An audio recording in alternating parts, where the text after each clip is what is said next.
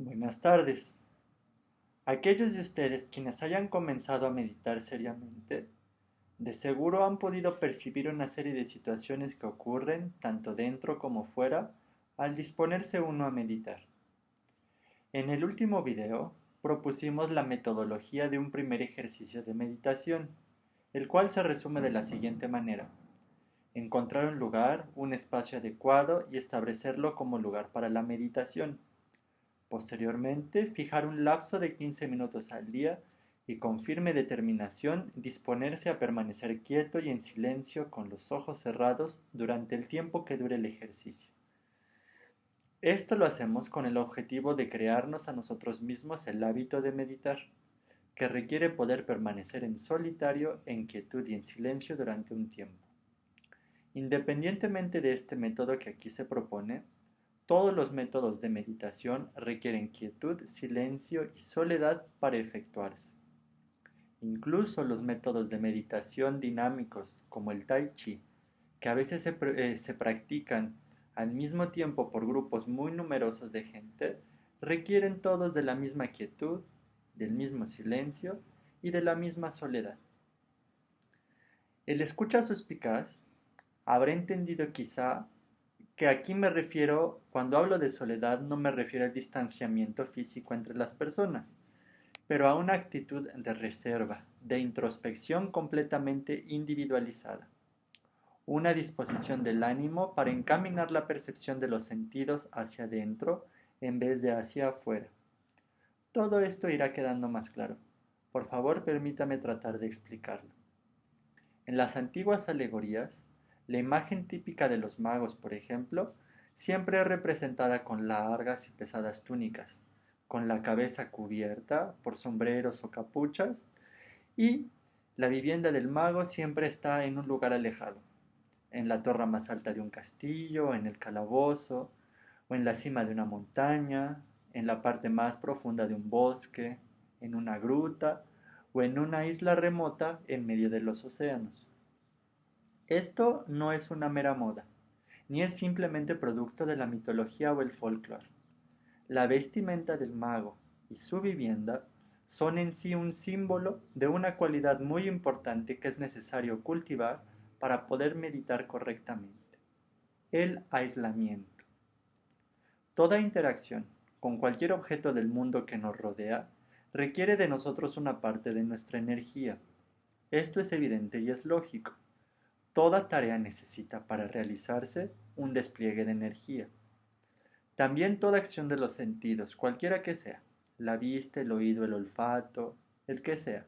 Es decir, el proceso de captación de estímulos, su distinción, su interpretación, su archivamiento y su almacenamiento en la mente exigen también de nosotros una cantidad considerable de energía. Para que un individuo pueda establecer una actitud de introspección, de profunda observación y escucha, cualidad que le permitirá después captar y reconocer los mensajes recibidos desde adentro, tiene primero que poner un freno a sus sentidos y volcarlos precisamente hacia adentro, hacia sí mismo. Esto, en la práctica del yoga se conoce como pratyahara, que es toda una disciplina, pratyahara. Pratyahara significa en sánscrito literalmente abstenerse de dar alimento, abstenerse del alimento. Esto no significa, claro está, que se refiera a dejar de alimentarse físicamente, a dejar de comer, no, sino que Pratyahara es un ejercicio de la voluntad para retraer los sentidos y suprimir los estímulos sensoriales, que son con los que se alimenta la mente. El mago o la bruja, para poder realizar sus obras mágicas, necesita ponerse su pesada túnica, su gran sombrero y vivir alejados del mundo. En una palabra, esta imagen significa algo importante. Significa que toda obra interna, seria, que persiga verdaderos resultados, debe nacer, más bien solo puede nacer en solitario, en la quietud y el silencio, lejos de todo tipo de distracción. Para eso sirve el aislamiento. Quienes de ustedes hayan decidido meditar y hayan de veras comenzado con su práctica, notarán que hay algo dentro suyo que de alguna u otra forma, con uno u otro pretexto, ya sea un pretexto noble o vulgar, los aleja de su determinación para llevar a cabo su práctica. Es decir, pareciese que algo autónomo, separado de nuestra propia voluntad, pero dentro de nosotros mismos, hace esfuerzos por apartarnos del camino fijado por nosotros con antelación. Y esto es real en todos los ámbitos de la vida, no solo al meditar. El tema del que hablaremos hoy es sumamente importante, pues trata justamente sobre la naturaleza de la mente, que es el gran enemigo, el gran adversario. El gran adversario quien, con mil y una artimañas, nos aparta del camino y busca siempre salirse con la suya a costa de nosotros. Es muy común que una persona tenga arraigada la noción de que todo aquello que le sucede dentro, es decir, todo pensamiento, todo sentimiento, toda impresión, un estado emocional, un estado físico, es originado por ella misma, por sí misma, que es producto de su propia voluntad o de su propia naturaleza. No hay error más grande. No hay error más grande, pues, como ustedes mismos descubrirán, gran parte, incluso la mayoría de los contenidos que ocurren internamente, ya sean pensamientos, emociones, sentimientos o imágenes, etc., no son productos nuestros, de nuestra voluntad, sino que son productos de la mente. Las personas estamos acostumbradas a pensar de la mente como en nuestra identidad. Estamos identificados con nuestra mente. Creemos que todo aquello que pensamos o sentimos o razonamos o decidimos es resultado de nosotros mismos. Pero esto no es así la gran mayoría de las veces. Estamos condicionados a reaccionar de tal o cual manera ante tal o cual estímulo, de forma automática, sí, pero no por eso de forma autónoma. Debo comentarles algo muy importante que deben siempre de tener en cuenta. La mente tiene una conciencia propia. Repito, la mente tiene una conciencia propia y sabe perfectamente que puede ser esclavizada a través de la voluntad. Esa es la verdadera naturaleza de la mente, la de ser esclava de la voluntad, de servirle a la voluntad. Sin embargo, desafortunadamente, mientras la voluntad del individuo no esté desarrollada, lo cual lamentablemente es la norma en nuestra sociedad, nosotros seguiremos siendo esclavos de la mente, quien hace todo lo posible, con sumo cuidado, pero con perversa crueldad, para que no nos libremos de su yugo. La mente, cabe aclarar en este momento, que no es el intelecto, no es lo mismo que la razón. La razón y el intelecto, al igual que la emoción y el sentimiento y la percepción, son funciones dentro de la mente que permiten categorizar y analizar diferentes tipos de experiencias de diferentes maneras. Por ejemplo, uno puede analizar una pieza musical desde la lógica de la física de la acústica, o desde el sentimiento subjetivo, o desde el plano histórico, filosófico o estético, o desde el plano de su significación espiritual, etc. Todas esas son funciones distintas dentro de la mente, pero la mente en sí, su verdadera naturaleza, es única y simplemente la de ser el resonador, el receptor, donde ocurren todos estos estímulos y procesos. Por ejemplo, vamos a poner un ejemplo físico. El radio, el aparato electrónico que conocemos como radio, es un receptor, intérprete y resonador de frecuencias que están en el ambiente. Es el aparato electrónico que permite traducir cierto tipo de estímulos, que en este caso son las ondas de radio, en otro tipo de estímulos, que son las vibraciones sonoras, para que estos puedan ser captados por nuestros oídos. Todos entendemos lógicamente que el radio es el aparato que capta esa información y no decimos en cambio que el radio sea la música que estamos escuchando. Con la mente sucede exactamente lo mismo. La mente es el resonador, es el aparato que capta todo tipo de estímulos y los traduce, los configura para que los podamos entender. El pequeño y gran detalle aquí es que la mente tiene una conciencia propia y por ende es capaz de editar, de censurar y restringir cierto tipo de contenidos según su conveniencia. Entended de una vez, por favor, que la mente es vuestro gran enemigo. Repito, la mente es vuestro gran enemigo contra el cual hay que luchar todo el tiempo. No es la lógica, ni la razón, ni el sentimiento, ni la emoción, ni los sentidos los enemigos. Es la mente. En un principio, la finalidad de la mente es la de conectar una conciencia individualizada, finita y limitada, la conciencia que tenemos como personas, como individuos, con la gran conciencia del ser, la gran conciencia universal, ilimitada, absoluta, presente en todas las cosas. Es decir, la mente es el órgano, es un aparato donde se puede interpretar individualmente la totalidad de lo que existe. La función de la mente, es decir, es la de servir de puente de unión entre el mundo de lo universal con el mundo de lo individual. Dicho de otro modo, en términos más abstractos, la mente es literalmente el radio captador, intérprete y emisor de la emanación del ser en la conciencia individual. Sin embargo, cuando la mente no está dominada, ella se vuelve en contra de su dueño y manifiesta siempre su rebeldía con una ferocidad bestial y a veces sumamente cruel.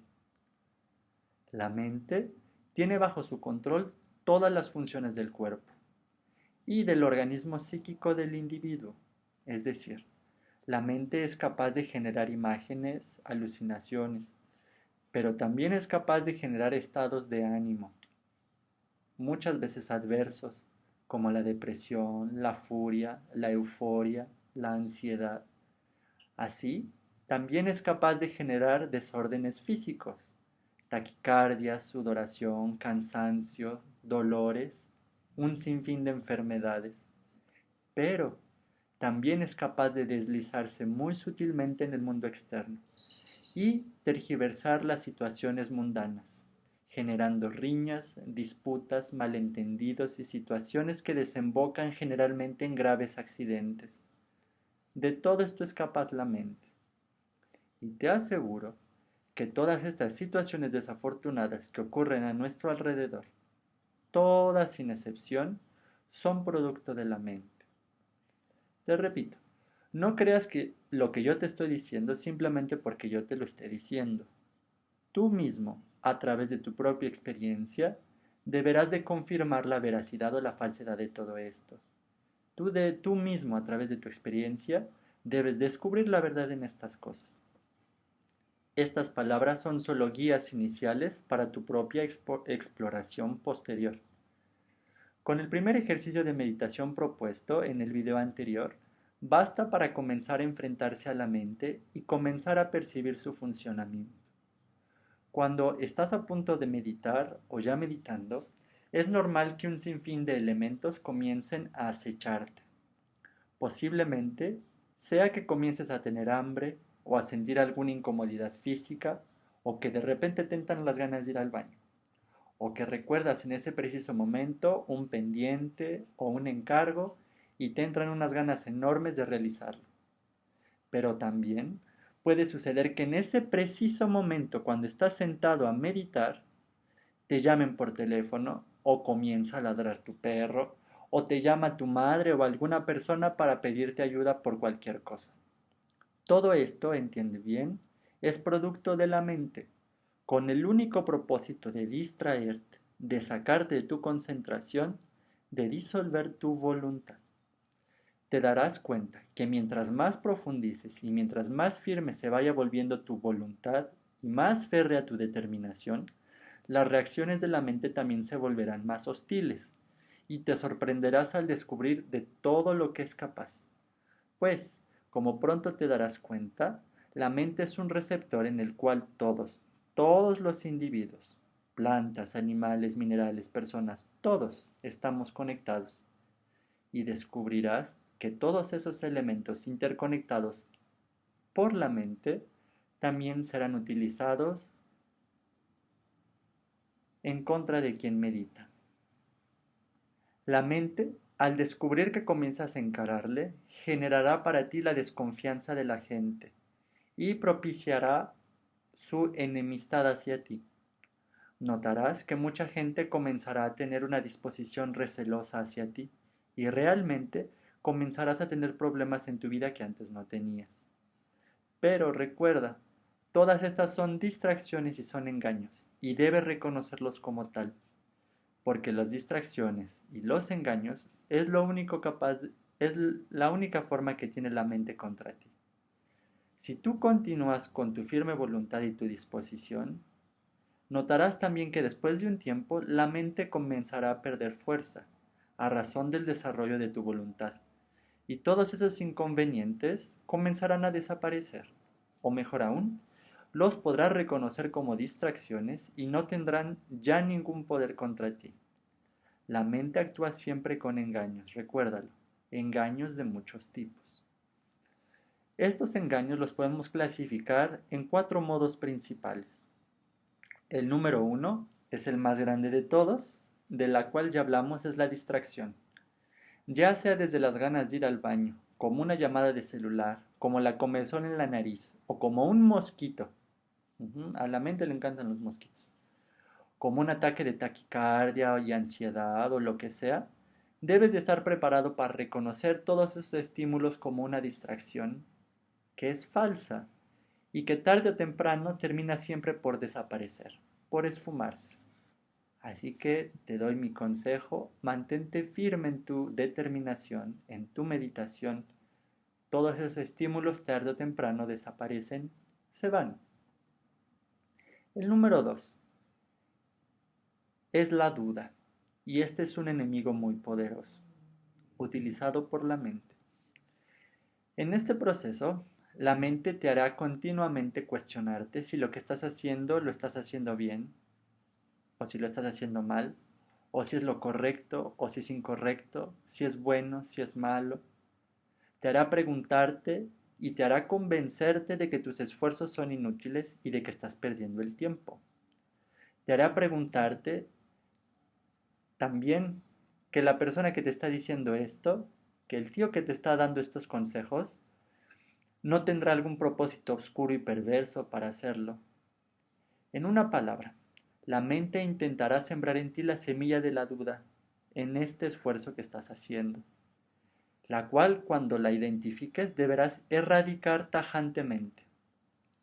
Ten confianza en tu propio esfuerzo y sigue adelante. El temple que conseguirás en este camino es inigualable y es muy valioso. Por favor, deshazte de la duda. Lo que estás haciendo es un intento noble y verdadero. El número 3, la artimaña número 3 de la mente es el miedo. Llegado el tiempo, según tu esfuerzo, la mente comenzará a generar en ti estímulos más poderosos, cuya finalidad será la de asustarte para que desistas en tus intentos de obtener control sobre ella, porque recuerda, la concentración, que es una cualidad imprescindible para meditar, consiste en aprender a controlar el flujo de los pensamientos, que es en pocas palabras, controlar la mente. Posiblemente en este proceso escuches voces o percibas cosas extrañas o incluso te haga pensar que estás entrando en terrenos desconocidos y peligrosos. Y de alguna forma a través del miedo querrá la mente impedir tu avance. Ciertamente, cuando se avanza, el ser, no la mente, el ser va generando nuevas experiencias para ti, pero todas ellas son muy graduales, y siempre respetan tu grado de madurez. Además de que las experiencias del ser, por muy asombrosas que sean, siempre tienen una tónica particular, fácilmente reconocible, y generalmente otorgan una sensación profunda de plenitud, de paz, de certeza. Las emanaciones del ser siempre dan fortaleza. Aprenderás en poco tiempo a diferenciar todos estos estímulos entre la mente y el ser y perderás el miedo. La artimaña número 4 de la mente es la pereza, que es el rey gordinflón que no se levanta de la cama. Como ya habrás comprendido, la meditación requiere esfuerzo y dedicación, como todo lo valioso en esta vida. La mente te acechará con el estímulo de la pereza, el cual es lo suficiente para echar todo al traste. Si no trabajas, no se puede conseguir nada aquí. Tu determinación y tu voluntad deben ser firmes y deben permanecer siempre bien afiladas. Un par de tijeras que no se ocupan pronto pierden su filo, se oxidan. La pereza hace lo mismo con la voluntad. Le quita el filo, le quita el brillo, le quita la efectividad. No permitas que la pereza gane la batalla. Para todo esto, quedará ahora claro que la mente es un gran obstáculo, que la mente es de hecho el gran obstáculo que hay que superar en todo momento. La primer parte del camino es larga y tediosa, no lo niego, y requerirá mucho, muchísimo esfuerzo, pero aquellos que logren desarrollar su voluntad, paulatinamente, pero con toda seguridad, entrarán pronto en el mundo del ser, del cual hablaremos más adelante, y saldrán del dominio de la mente. Y el mundo del ser no es otro que el mundo de la capacidad infinita, es el mundo de la voluntad, donde existe la paz verdadera, la libertad y la plenitud. Te exhorto, compañero, amigo mío, a que sigas adelante. Tu primer objetivo es cultivar y establecer el hábito de meditar, que es permanecer a solas en quietud y en silencio. Próximamente iremos explorando y profundizando en nuevas técnicas de meditación. Esta primera parte de la serie de videos es teórica. Disculpa si son muy largos los videos y si te aburro con tantas palabras, pero considero importante, esencialmente importante, que entiendas qué proceso vas a realizar. Por lo pronto, amigo mío, te deseo buena suerte y que el ser te acompañe siempre.